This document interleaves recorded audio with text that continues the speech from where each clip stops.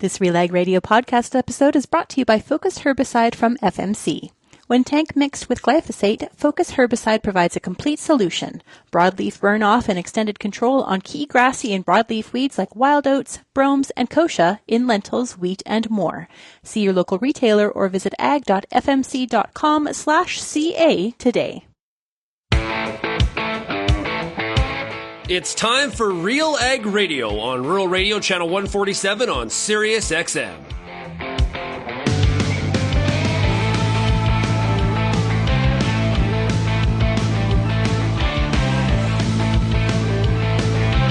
RealAg Radio and RealAgriculture.com is your home for insight and analysis of the issues that are impacting your farm business.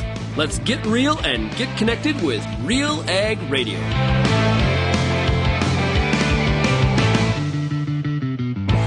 Welcome to RealAg Radio here on Rural Radio 147 at Sirius XM. Shaun Haney, your host here on this Tuesday edition of the show. Thanks so much, everybody, for making RealAg Radio and Rural Radio 147 a big part of your workday, and also a big shout-out to everybody listening out there on the RealAg Radio podcast. You know, Lindsay and I were talking yesterday, and she pointed out, Shaun, look at those podcast download numbers. Boom! Thanks to everybody who continues to not only download the podcast, stream it, as well as tell your friends and neighbors about it as well. We greatly appreciate it. Well, today on the program, we're going to have an interesting conversation with Carlo Dade of the University of Calgary, talking about some of the trade issues here. We got Canada and the U.S., and we got Canada and China. Canada caught in the middle again, having a hard time finding some trading friends. We're also going to hear a product spotlight with SGS. Lindsay's going to have a conversation with Holly Gelech from SGS. They got an exciting new test, a new product to deal with weed resistance. We're also going to talk to Paul Wells. He's a former writer with Maclean's magazine. He now has a great Substack. Paul's going to talk about the Canadian political landscape. I had a chance to catch up with him last week at Crops Convention in Edmonton. And then we're going to hear from Derryn Shrosbree, who is with 3370. He's the founder of that company. And we're going to talk about continuity planning in farm succession. So interesting concept there. Looking forward to talking with Derryn here on the program for the first time. Now, if you have any feedback on today's show, we'd love to hear from you. Send me an email, shaney@realagriculture.com, or call the RealAg feedback line, 855-776-6147. We're going to take a break. When we come back, Carlo Dade of the University of Calgary is standing by right after this.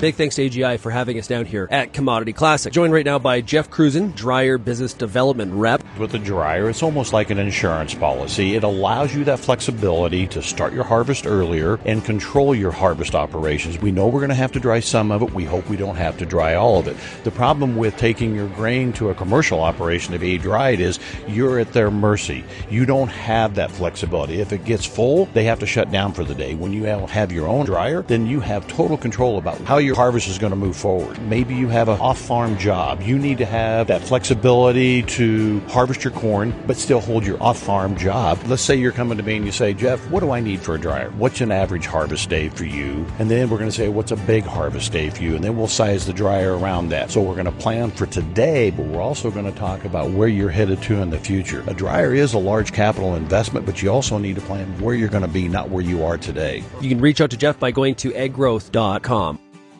What people are excited about right now is Excite Bio Yield Plus.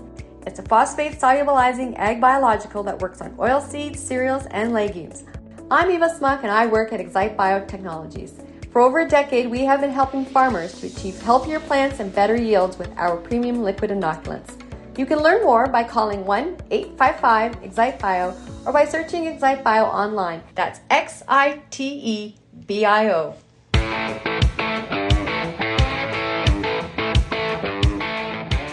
And welcome back to RealAg Radio here on Rural Radio 147, Sirius XM. Hey, delivering reliable agricultural lab testing for your crops, soil, feed, water, and seed. SGS is uniquely positioned, ready to elevate your business in Canada and the United States. Call them now at 1-800-952-5407. That's 1-800-952-5407. That's SGS. Let's talk about what's happening in the global trade arena. We're joined right now by Carlo Dade. He's with the University of Calgary. He's the Director of International Policy at the School of Public Policy. based, of course, in Calgary. And it is great to chat with you, Carlo. Great to be here. Yeah, you get a double dose of policy with my new title, eh? Yeah, a lot of it's like policy squared. Back in the world of nerds and academics, yes. Okay, well, maybe you can square all of this up for me in terms of what the heck is going on in this trade arena. We've got obviously a pretty significant battle with the United States when it comes to the threat of tariffs, and Canada's said, hey, we're going to retaliate. And of course, then Friday night, like late Friday night, early in the day in China, China decides to apply significant tariffs on peas, pork, canola oil, and meal.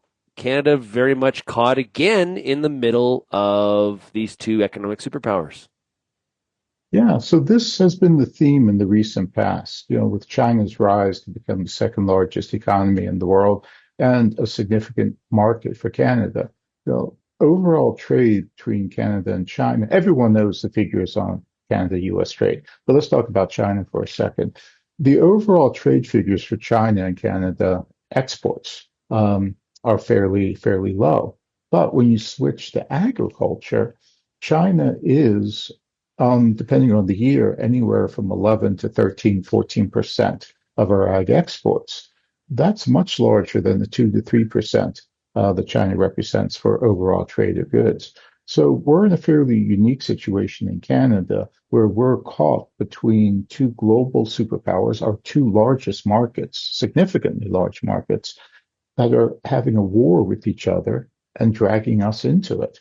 So the war between Canada and China and the U.S. has tariffs between China and the U.S., and we're aware of that. But we get the rebound effect. Given the global stage for their fight, both parties, China and the U.S., are looking for allies and looking to see who's following them or who's taking their side in the global fight. The Americans have consistently been forcing us to pick a side, obviously the American side. China, of course, when this happens, retaliates. So we face problems from China for issues we have directly with China, and then we also face retaliation from China for our choice in the trade war between China and the U.S. Last point on this. It may have been noticed, or may have been missed probably in Canada, that during the latest round of tariffs that the Trump administration imposed on Canada and Mexico, Mexico made an offer to the U.S. that they would match U.S. tariffs on China. Yes.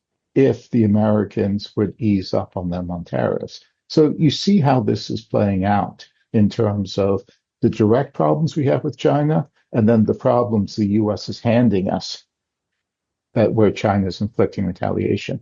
Yeah, and here, I think you just described one of the challenges for both Canada and Mexico. Canada supported the U.S. in those 100% tariffs on Chinese EVs. That was essentially some sort of an ask and a participation. But the challenge here is, I think Canada, Mexico would be, my assumption is, very willing to create this fortress North America as it applies to economic activity with China and be supportive of the tariffs. But when people ask me about this, what I've been saying is the trouble is that trust has been eroded. The fear is, okay, we go ahead and we do this, and then we get punished anyways. And that's by the United States. And so that's kind of the problem here in this ask for the Fortress North America. Makes sense. The problem is I'm not sure there's a lot of trust right now in the relationship. Well, I think there's complete and total trust. There's trust that we're going to get screwed again. You remember what happened with the NAFTA renegotiation. The Americans slipped in a meaningless clause at the end of negotiations. Anyone talks to China, we can review the agreement. That was totally unnecessary. You could review the agreement for any reason. You could leave for any reason and state publicly that you were leaving for a reason. But the Americans struck in this extraneous, unneeded clause about talking to non-market countries, i.e. China. We responded by not talking to China, stepping away from engagement with China on agriculture. What did the Americans do in response? Did they thank us? Did they show us appreciation? No. They signed a phase one trade agreement with China that had specific rules on agricultural trade that favored the Americans at our expense. So it's not just that, we'll be punished within North America, or the sacrifices we make vis-a-vis China won't be appreciated. It's that the Americans will then take advantage of the sacrifices we make. So it's a double whammy. We were talking to Jacob Shapiro from Bespoke Group a couple weeks ago here on the program. And one of the things that he talked about was he believes it would be Canada and Mexico should be somewhat cheering for the U.S.'s inability to reach a phase 2 or phase 1.5, whatever we're going to call that, a new deal between the Americans and China. If that deal does happen, that's not good for Canada and Mexico. Do you agree or disagree with that? I agree. But even if the U.S. doesn't make an agreement and we're seen to take advantage of the U.S.'s failure, you can imagine how that will play out in the America First movement amongst the MAGA crowd and, of course, amongst the current administration occupying Washington, D.C. So it's the definition, I think, of a no-win situation for us. Yeah, tight spot indeed. New prime minister. We're going to have an election. We'll see if there's any changes in Canada's response there. Speaking of the future, I want to get some of your thoughts on, okay, knowing all of this and the tough spot that Canada is in, having trouble finding friends and favors and in this new world, what do we do? What should Canada's plan be? So, you know what? I don't have an answer to that. And I can't think of another ag trade policy person who would have a fulsome answer to that. And that in and of itself is a problem. We've spent decades benefiting from a rules-based international system, a place where we created organizations like the WTO, the North American Trade Agreement, agreements that largely worked. I mean, everyone knows about the complaints with the agreements and where they failed, but that's a case of the exception proving the rule. I mean, how many days did you hear today's leading story, another $2 billion crossed the border in North America with no problems? That was 90% of the time. So we had a long era where we could depend on rules-based trade. That era has ended, but we've become so accustomed to going to the WTO. What's our response been to the Americans imposing tariffs? Go to the WTO. Does anyone think that that's going to solve the issue? The point of all of this is we don't know what to do. We don't have a plan B for what happens when the rules-based system breaks down. We've needed one for a long time, but it's become painfully clear that we just don't need a plan B. We need a new plan A for how we deal with global trade disruptions, the breakdown of rules-based trade, companies increasing the use of non-tariff barriers. How does Canada find its way in this new world? We don't know, but we need, I would argue, and I think others like Happy have argued that we need a rethink of trade policy, a new plan A for how to deal with the world where countries will break trade agreements literally at the drop of a hat. And what is different in that, based on some of your work and analysis, what needs to be in that plan? We've talked to Tyler McCann, managing director at CAPI. He participates regularly on our Friday show. What sticks out to you? So I think, one, in terms of the alternatives to relying solely on international organizations and rules, can we take other measures? Domestic price insurance, funds to compensate farmers for disruptions in trade. Can we engage in new types of agreements like what the Americans have with their phase 1 agreement? This was a completely new agreement, but it's what you'd expect from the Americans. There was no dispute resolution in this agreement. It was you either take products that we certify are good for China or the deal's off.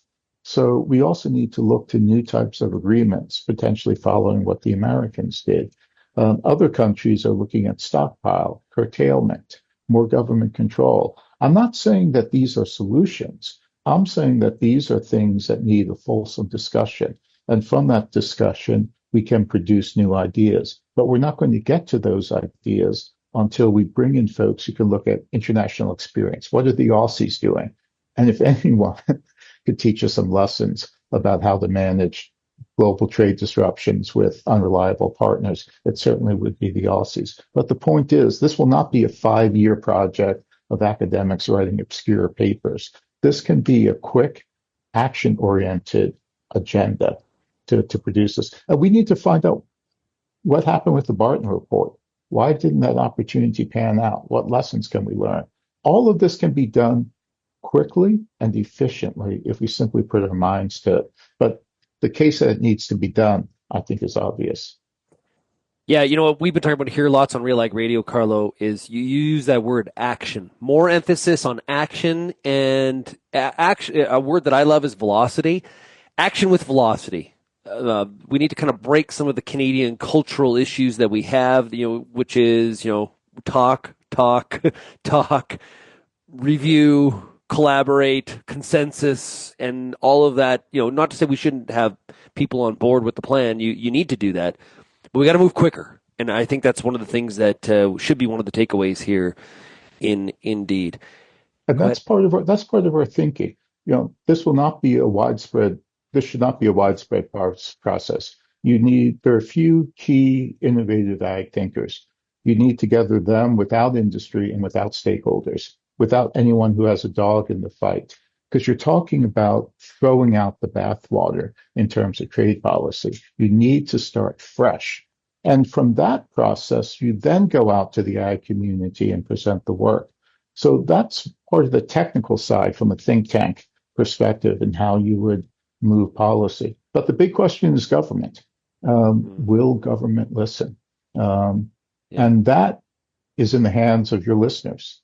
I mean, the ag community is going to have their come to Jesus moment on this and say, look, we can't dilly-dally. We can't hold up vested interest. There's a freaking crisis going on like we haven't seen before. Yeah, and I've heard from and quickly here before we wrap up, I have heard from several members of the audience that what Canada needs to do is forget about the United States, move on, find other markets. My response to that has been like that. Okay, not possible. Sorry, sounds great. That is not possible. It's 59% of your friggin' picking exports. Good luck moving 59%. And we saw what happened with canola. We moved canola exports from China to the UAE. The UAE took the margins and turned around, crushed the seed, and sent it to China.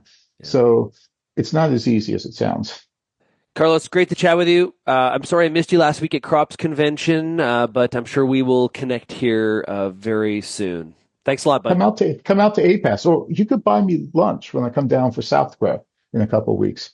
That sounds good, my friend. That is Carlo Dade with the University of Calgary. He's the Director of International Policy at the School of Public Policy. We'll be right back here on RealAg Radio, Rural Radio 147, Sirius XM, right after this. At Alliance Seed, every seed starts the story of your success. With Alliance Seed varieties, you're not just planting seeds, you're planting the promise of a prosperous future.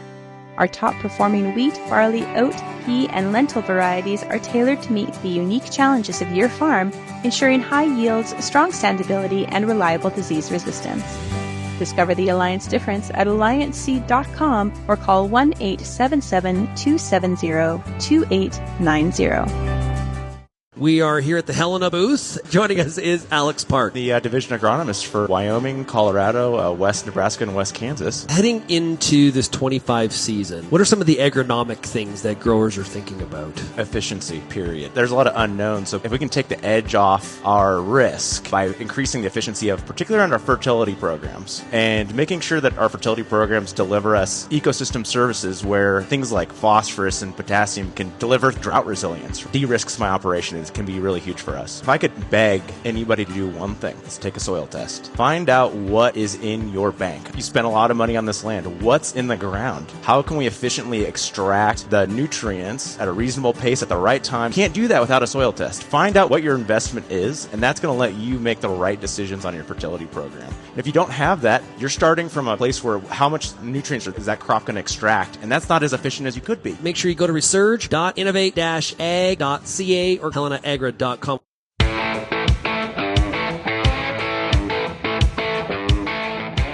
I'm Lindsay Smith with Real Agriculture and RealAg Radio, and joining me now for this product spotlight, it's Holly Gelech. Holly, how are you?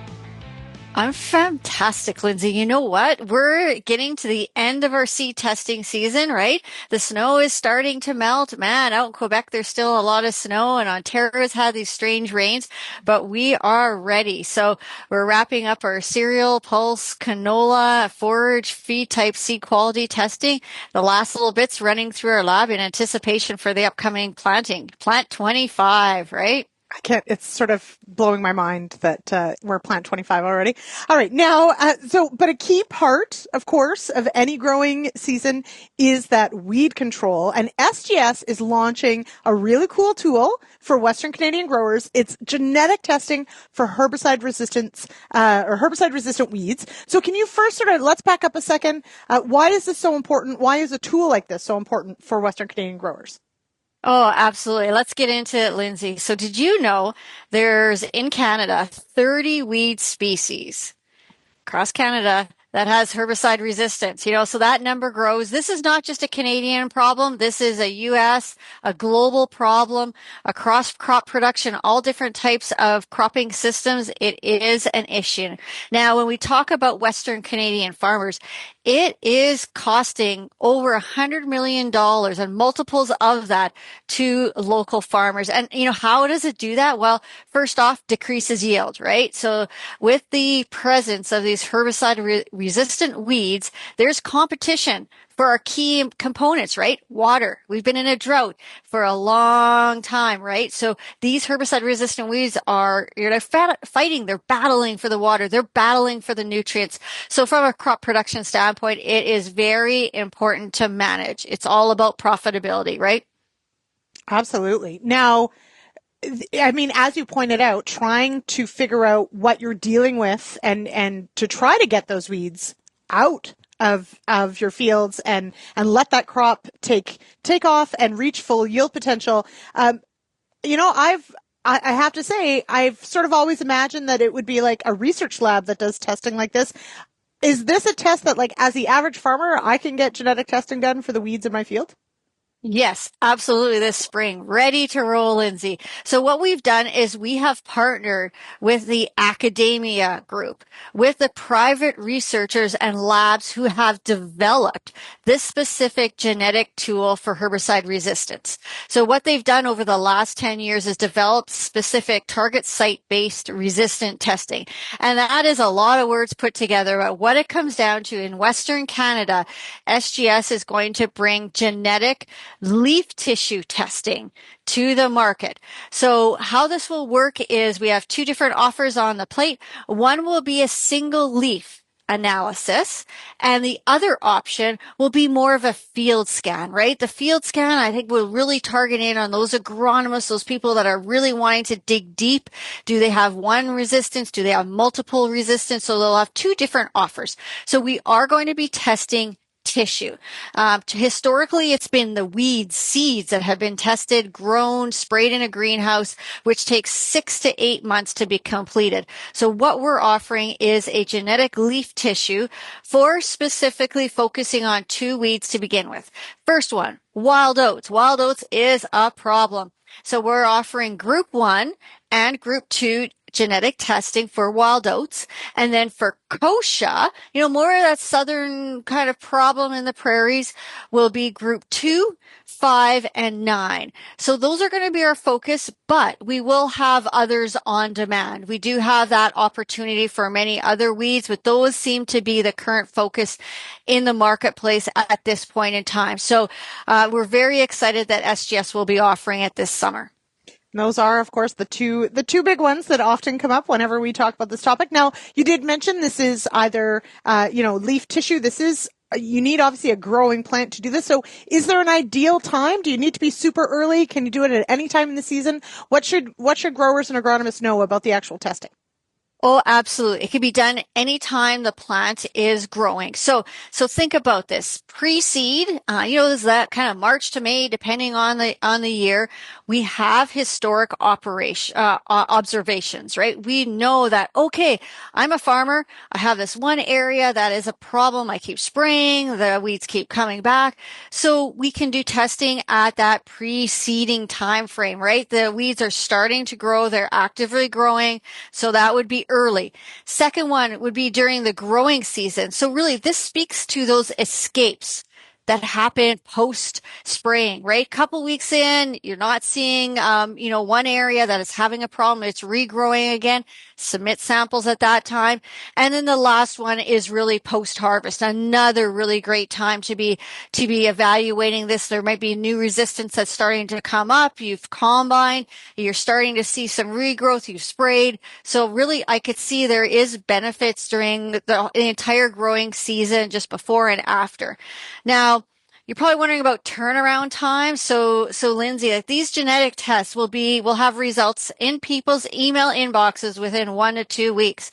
This is a big deal because farmers then can action and make spray decisions. Maybe it's a spot spray decision during the growing season. Maybe it's a fall operation. Instead of waiting through the winter as the traditional tests have been, where it's a greenhouse spray out, which you'd have results maybe in January anywhere to March, you've missed that opportunity to do the testing. First thing, you could call us 1-800-952-5407, or you could check us out online on our website, which is cropscience.sgs.ca. Now, one thing to consider, Lindsay, please reach out to me before you submit samples. We have specific and very important sampling instructions for our customers, right?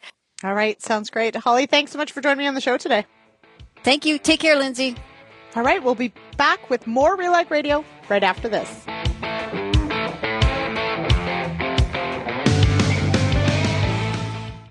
There's power, and then there's superpower.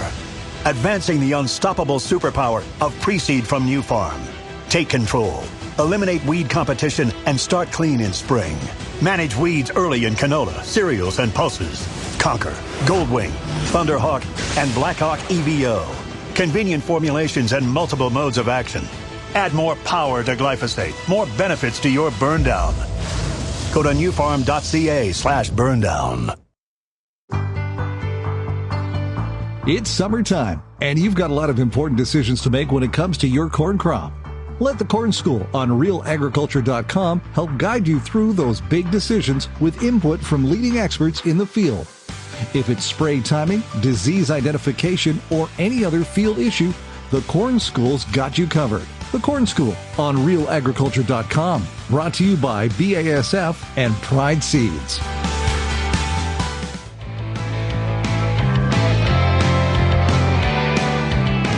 Welcome back to RealAg Radio, Rural Radio 147, Sirius XM. Hey, Excite Biotechnologies is a Canadian company providing made-in-Canada inoculants and biologicals. From nitrogen to phosphorus, let us help you find the best solution. Reach them at 1-855-XITEBIO or at excitebio.ca. Hey, I saw the Excite Bio team at Commodity Classic last week, had a great discussion with them. I think we got a video going up on realagriculture.com in terms of some new product releases that they have very soon. Okay, last week at Crops Convention in Edmonton, Alberta, I had a chance to catch up with former Maclean's writer Paul Wells. He's got a great Substack, and we chatted about, and now this is last week. So Sunday we had Mark Carney become the leader of the Liberal Party. He will be Prime Minister this week. What does all of this mean politically in Canada as the Liberals are in a tight race now with the Conservatives and Pierre Poilievre? I think Donald Trump has broken the Canada-U.S. relationship in a durable way. He has walked away from the terms of a trade agreement that he negotiated and signed and called the greatest trade agreement ever. Never mind what you feel about him, how can you trust any agreement with him ever again? And since the Republican Party in the States is made up of better or worse Trump imitators, how can you be sure that a president after Trump would be better? That leaves Canada facing a lot of difficult choices because trade with the United States is easier than trade with anywhere else. Military alliance with America came more automatically than military cooperation somewhere else.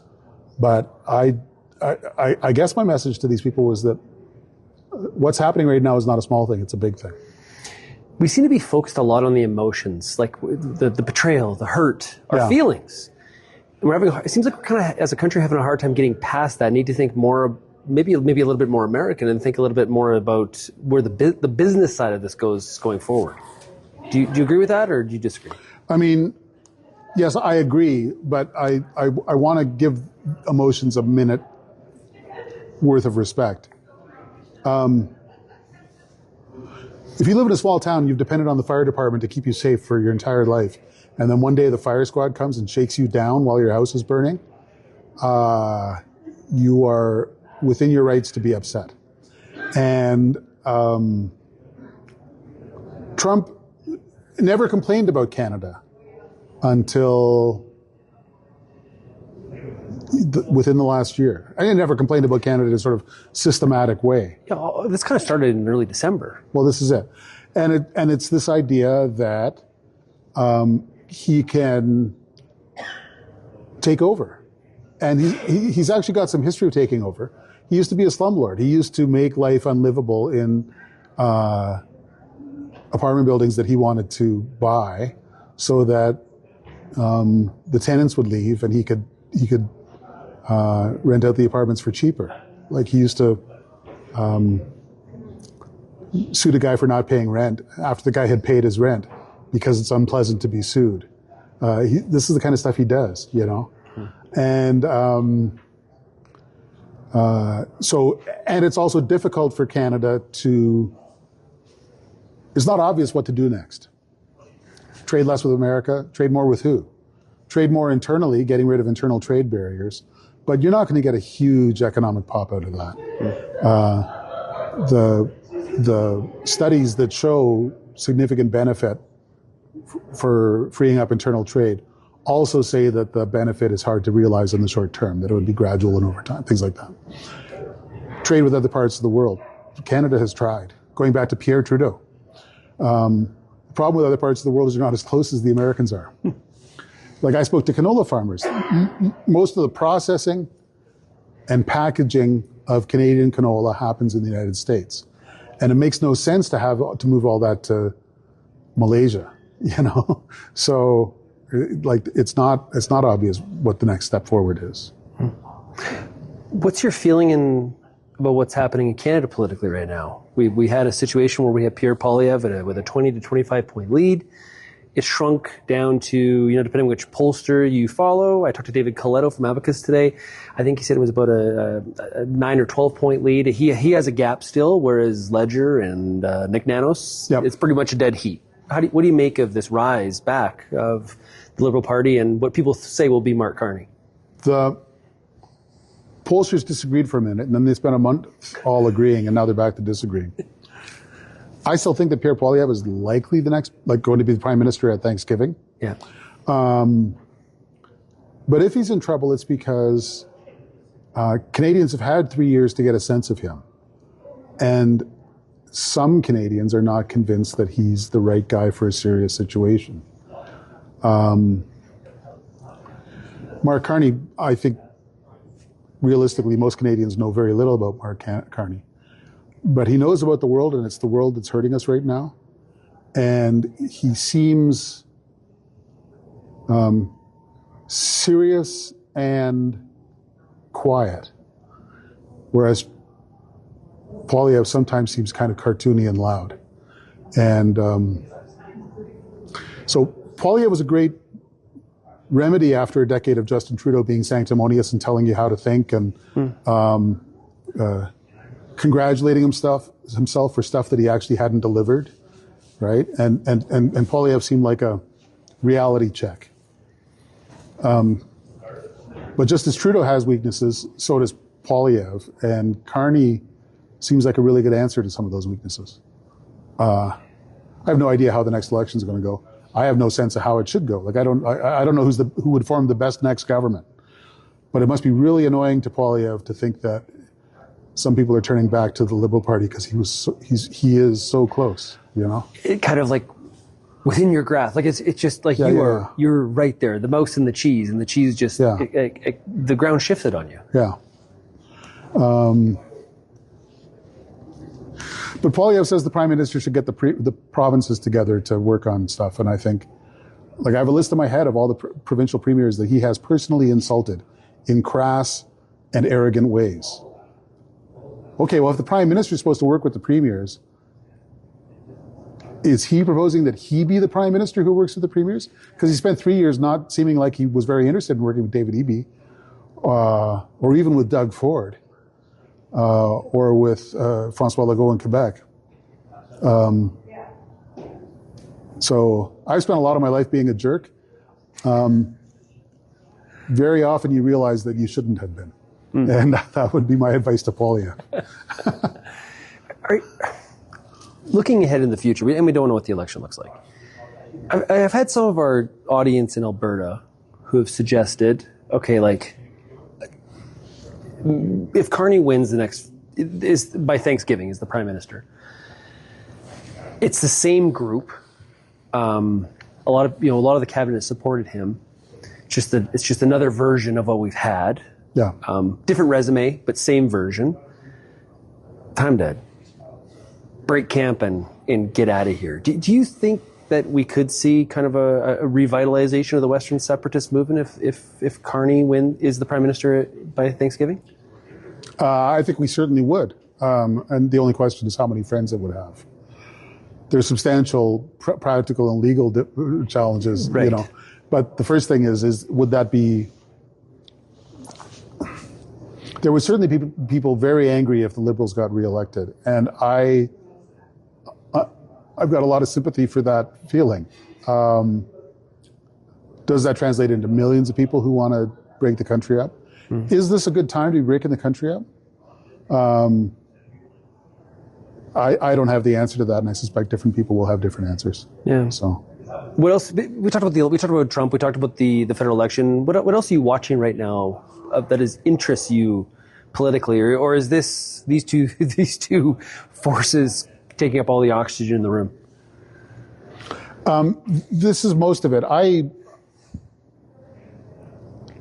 I'm interested in the whole changing world. So whether Europe is able to deliver serious replacement capability to substitute for an America that doesn't want to protect Europe anymore, whether new leadership figures rise in Europe at this time. I'm probably going to cross the ocean at some point in the next month and go and poke around myself to see what I can find, you know. To wrap up here, we've been talking a lot about, Canada needing to take action. We're really good at, talking committees, what we heard documents, restarting because it took 6 years and things may have changed, and missing the action component of that. This audience tomorrow at Crops Convention is going to hear from former Prime Minister Stephen Harper. Pretty action-oriented. Yeah. I guess how would he fit in today's environment? And you can't talk for him, I know that, but you know the game well. What do you think? I am sorry that I won't be here to hear Prime Minister Harper. I am a fan.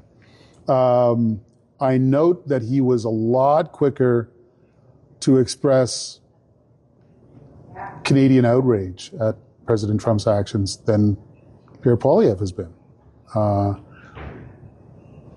This idea, when he said Canada should pay any sacrifice, pay any cost to correct the president's actions, is that's the way that Harper talks.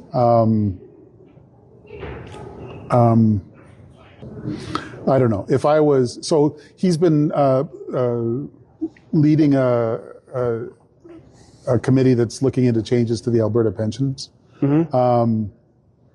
If I was Pierre Poilievre, I mean, if I was Mark Carney and I was feeling cocky, I would suggest that I would appoint Harper ambassador to Washington or something like that. Harper would Harper's enough of a partisan that he would tell Kearney to take a hike. But I think Harper represents a seriousness. He wasn't perfect. I wrote books about how he wasn't perfect. But he represents a serious that Canadians miss. Well put. Paul, it was great to chat with you again. Keep up the great work. How do people find your Substack? paulwells.substack.com. FP Genetics brings new seed genetics to Canadian farms, empowering growers to thrive in an ever-changing conditions. Visit fpgenetics.ca to discover FP's dynamic portfolio of seed and to contact your local territory manager. Gain a genetic advantage and experience the next wave with FP Genetics. Again, that website is fpgenetics.ca. We've got more coming up on RealAg Radio right after this.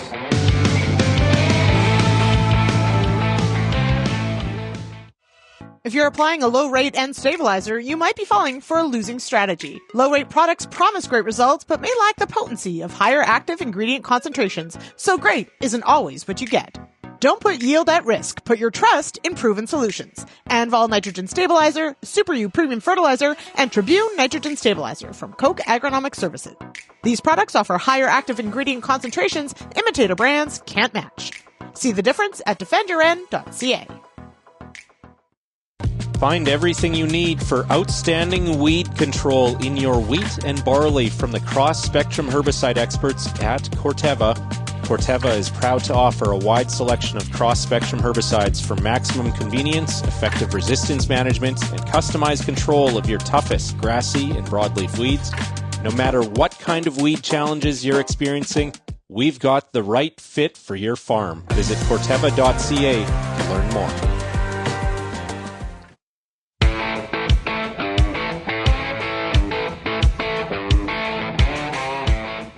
And welcome back to RealAg Radio. Hey, Vatterstad is partnering with Canadian farmers for outstanding emergence. Their line of tillage, seeding, and planting equipment offers solutions for all soil types, field conditions, and tillage practices, helping you to maximize yield. To learn more and find your local dealer, visit Vatterstad.com.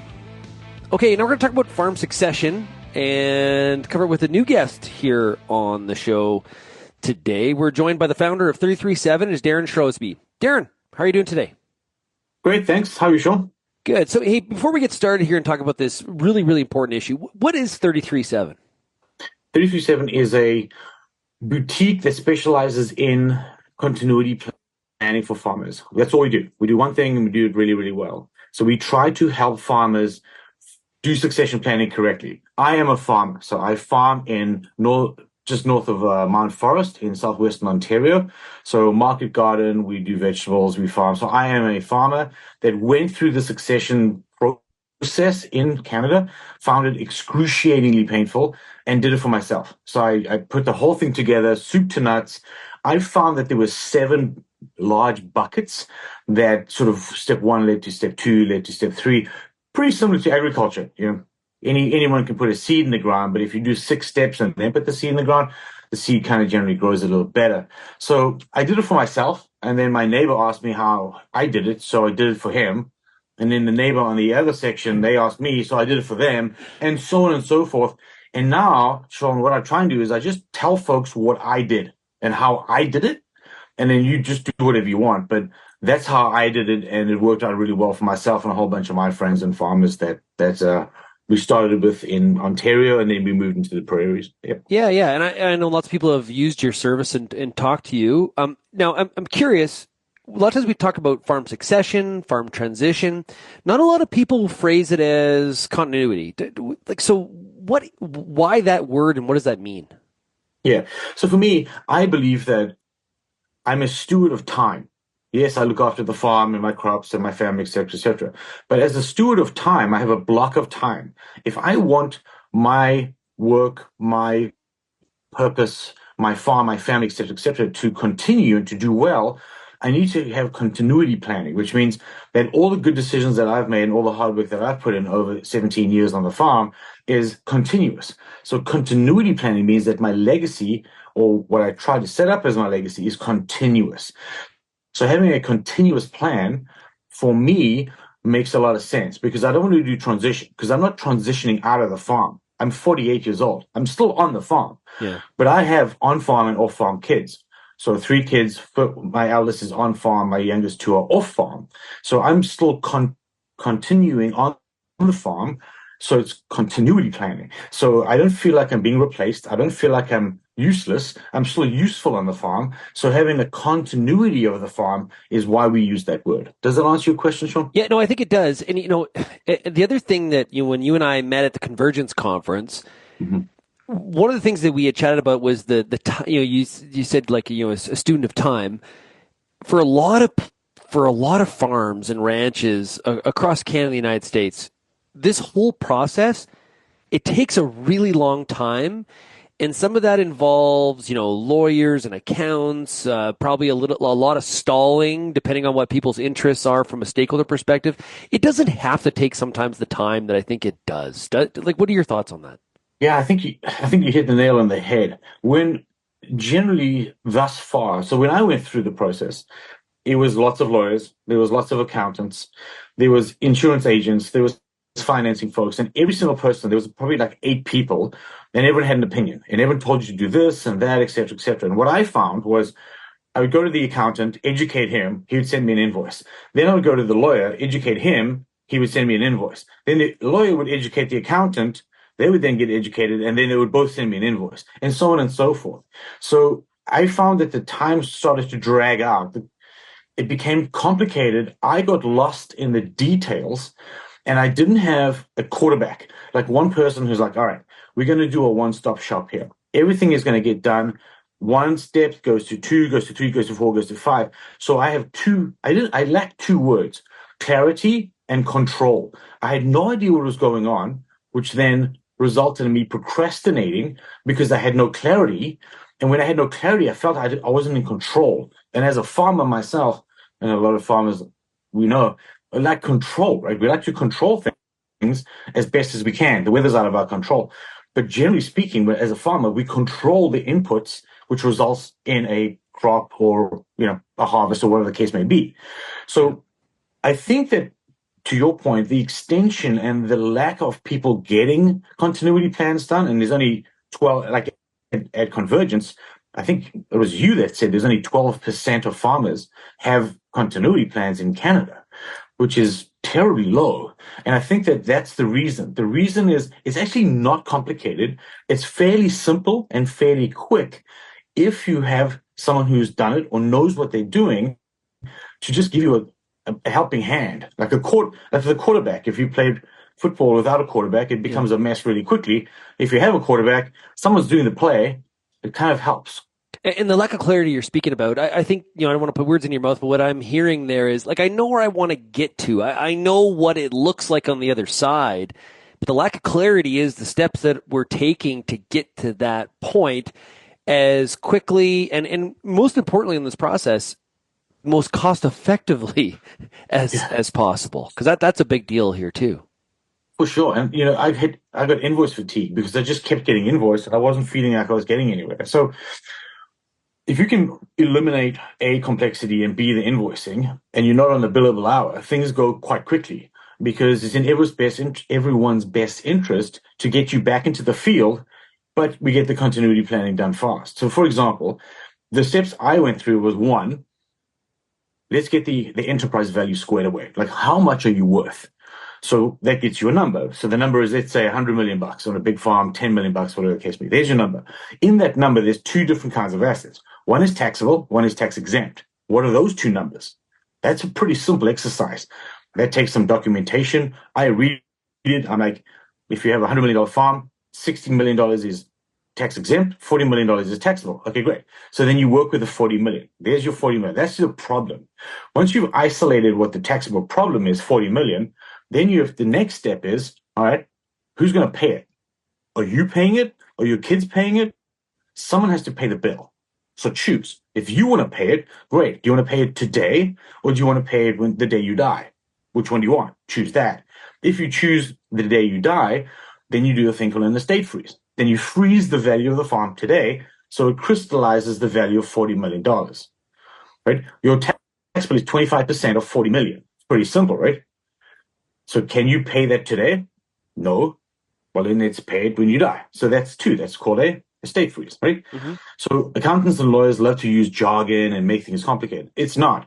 Get the value of what you got, freeze the value of what you got, and then third, I like to call it, who's in the tent with you? Like, who's with you? That's like who when the s'mores and the marshmallows go around the fire, who's with you, right? Yeah. Those are the folks that are either going to inherit a liability or a legacy. Which one? Right? I presume you want to leave a legacy. Right? So then let's get someone to pay the liability. That's step 3. Step 3 is called a family trust. Right? Family trust is who's in the tent. That's step 3. Step 4 is when you do eventually die, who gets your stuff? Who gets your stuff? That's called a will. It's pretty simple, right? But if you use simple words with folks and you're like, hey guys, when you die, who gets your stuff? Who gets the black Fendt combine? It's going to be Joey over there gets the Fendt. No one wants John Deere, by the way. They just give that shit away for free. No, I'm joking. I'm a Fendt guy. That means that everyone on this podcast in the prairie is just going to leave. Yeah. If you're in Ontario, there's a couple of folks like Fendt. There's some big tribes there. Be careful there. Huge. No, I'm just kidding, guys. I do love John Deere. So anyway, so step 3 is family trust, right? Who's in the tent? Step 4 is when you die, who gets what? Right? Step 5 is who's going to pay the bill? Like I said, you're going to pay the bill, your kid's going to pay the bill, or do we want to find a third party that pays the bill?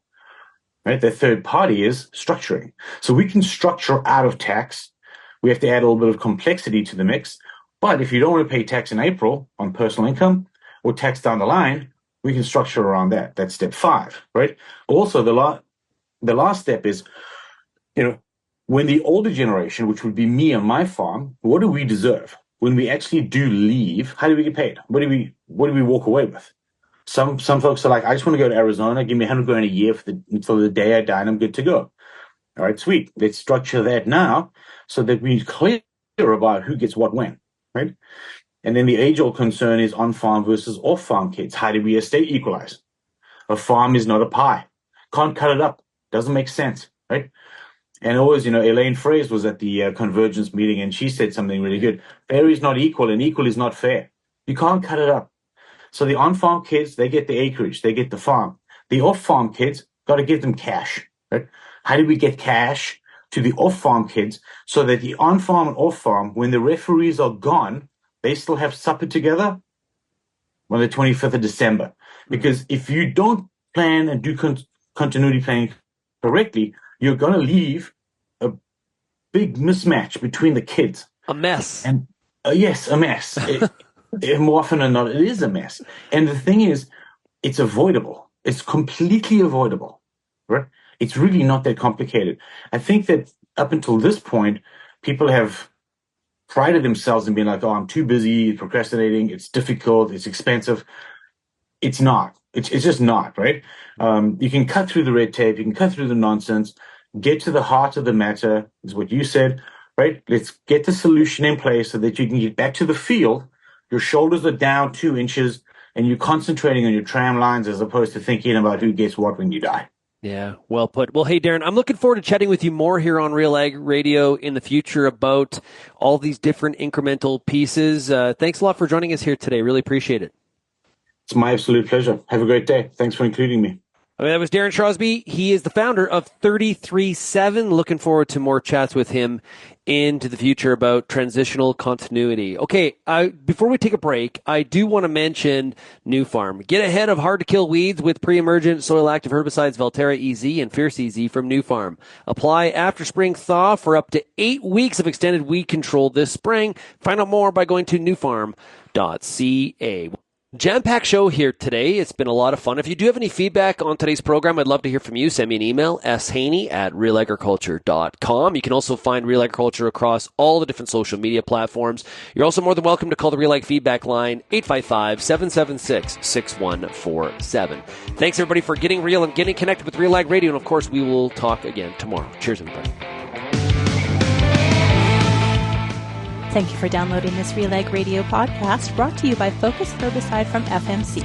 Lentil and wheat growers get a clean start this spring with Focus Herbicide. Along with early burn-off and extended weed control, Focus Herbicide provides excellent resistance management. See your local retailer or visit ag.fmc.com/ca today. Welcome to the RealAg Radio podcast bonus segment. Hope you enjoyed today's show. It was great. We had Derryn Shrosbree on, new guest, talking about continuity planning when it applies to your farm succession. That was great. It was also great to catch up with Carlo Dade, who has moved over to the University of Calgary as the Director of International Policy at the School of Public Policy. Policy squared, as we joked about that. And, you know, after I had my conversation with Carlo, some news broke that I wanted to hit on here in the bonus segment, which is interesting because President Trump, like, I don't know if you'd say doubling down, maybe tripling down, quadding down, not happy with some of the things that Premier Ford has said in order to stick up for Ontario.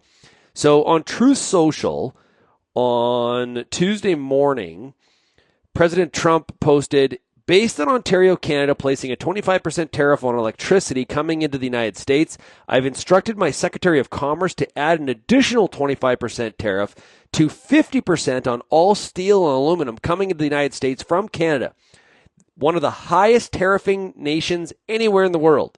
This will go into effect tomorrow morning, March 12th. Also, Canada must immediately drop their anti-American farmer tariff of 250% to 390% on various U.S. dairy products, which has long been considered outrageous.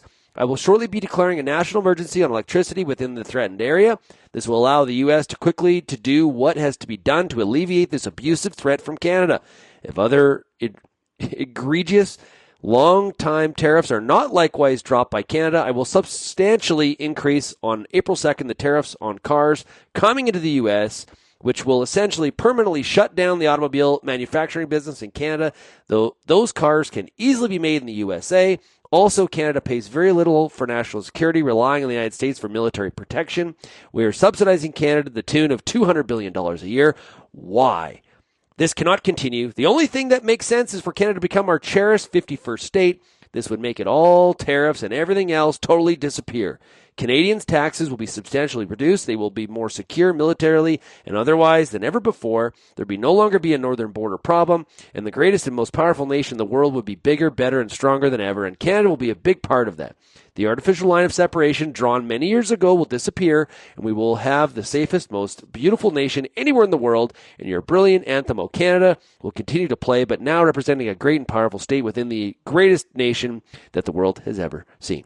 A lot to break down there. That is a post from President Donald Trump. Curious, you know, for a country that didn't need any Canadian products, as the president has mentioned several times, all of a sudden, no electricity from Ontario, and we're calling a national state of emergency. So there is that.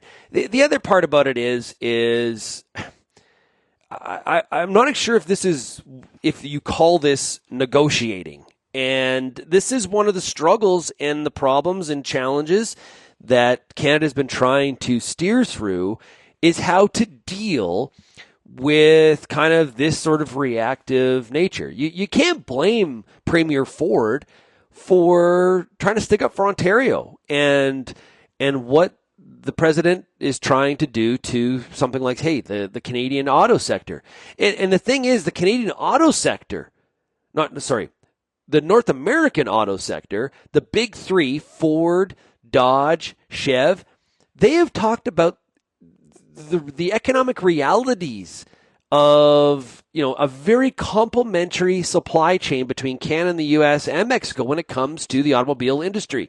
Just relocating those factories is not exactly, like, one, easier said than done, and two, not as practical as it's being made out to be. Also, Canada is not one of the most highest tariffing nations in the world. If you look at the average tariff rate of the G20, definitely not the highest. The United States is 1.47. Canada's average tariff, now this is as of 2021. Canada's average applied tariff rate is 2.35%. You got countries like Brazil are 8, India's 5.8, South Korea is 4.85, Argentina's 6.51. The United States is 1.47, Japan is 1.84, and the European Union is about 1.39. Again, I would challenge that European Union number of 1.39 because we know Europe highly practices, free trade agreement. Canada's experienced this with the CETA agreement. Yes, low tariffs, and then it's hard to get into the country. So the tariff is only one component of doing trade with another country. The other part about this, and I've heard this a lot from the Canadian audience, I've also heard it a lot from our American audience. I had a phone call yesterday with a farmer from Illinois. Huge Trump supporter, massive Trump supporter. He said he's with Trump to the very end. What he disagrees with? Canada in the 51st state. He doesn't know why the president continues to bring it up and mention it. He actually asked me, why do you think he's doing that? We had a very good discussion about it. Listens to the show all the time, which I really appreciate. I've been saying in a lot of my presentations and speeches, and I'm going to be in Grand Prairie, Alberta on tomorrow night, speaking to a Cargill Market Sense group, and I'm going to have the same message. The more the president talks about the 51st state and Canada becoming a part of America and basically being annexed, advantage Canada, because Americans are like, what are we doing? Why are we doing this? I didn't vote for you because I wanted you to annex Canada, like as if we're in some sort of John Candy movie, Canadian Bacon. I want you to lower my cost of living. I want you to rectify some trade relationships that could be improved. I want you to deal with the southern border. I really don't want you to annex Canada. And at the end of the day, I don't care if you're on the Democrat side of the aisle for sure, but even in the most Trumpiest of Trumpland MAGA universe in the U.S., that there's very few people that believe that annexing Canada somehow needs to be a priority right now for the United States. I think he loses people. Why is he doing that? I think it's entertaining. I think it's sort of lost on people. Why he continues to, he was calling Prime Minister Trudeau, Governor Trudeau, even the press secretary was doing so. Even the USDA Ag Secretary did it last week. That's a little bit different than some of the other nicknames that have been given and provided to people. So at this point, I think you got to say, hey, he's actually serious about this. He continues to talk about it. And hey, a lot of people continue to tell me he does what he says he's going to do. That's one of the things that people love about him as president. He's one of the very first politicians to do what he says he's going to do. That's very fair. I think that's actually very true in very many cases. And so why wouldn't we take this as serious as well? It's not exactly like he's negotiating. This is not just a negotiation tactic. He is actually serious about it. And Canada's really having a hard time sorting out how it responds to this kind of narrative that it's really never faced, at least for hundreds of years, politically or in the past at all, from a geopolitical standpoint. And again, there's not an issue at the northern border. Canada is 0.2% of the total fentanyl crossings. What did they say? Last year was 40 pounds. Which is 1 pound is too many. But if the goal here, the KPI here, is to have zero fentanyl crossing, I'm not sure that is actually attainable, and it's setting Canada up to fail. And so therefore, we're always going to have a northern border problem. Canada's made steps to improve it as requested by the U.S., and we continue to fall into this same sort of end result. And this is, I talked about this with Carlo. This is a part of the problem that Canada has, is that I'm not sure what stops all of this. Like in the first Trump administration, you renegotiate the USMCA or you renegotiate the NAFTA agreement at the time. Okay, we're good. Move on. We got a new deal.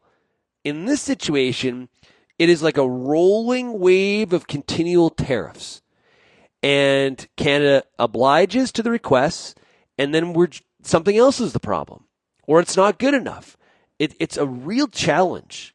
I don't know, but more and more my perspective is that the more he talks about the 51st state stuff, it actually is sort of making people question, what exactly, okay, are we kidding? I'm not sure we're kidding. Maybe we're not kidding. Is he actually serious?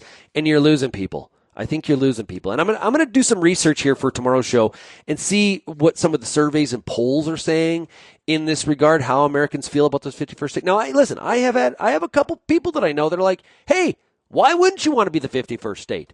Come in, the water's warm, greatest country in the world. Why not? Why not? Well, I think there's a pretty good. Canada has a pretty good answer to the why not of that. I think we're perfectly fine being our own country. Like, hey, great being adjacent, and great being longtime trading partners, great being allies, but that doesn't mean we need to combine. It's like your neighboring farm, right? Just because the neighboring farm may be way bigger than you, it doesn't mean that you actually have to just join and be a part of that farm. You can have your own farm and you can work together and find ways to collaborate. Maybe it's on a land share. Maybe they're growing potatoes and you've got some land that is suited for potatoes. You do a bit of a swap. You're working together. You can do it. You don't have to actually be one. And the president continues to double down, triple down, quad down, whatever you want to put on this 51st state thing. And my personal opinion, I think he's losing people in his own country on it. If you have any feedback on today's program, I hope you enjoyed this bonus segment. Send me your thoughts. What do you think about all this? My email is shaney@realagriculture.com. Cheers, everybody.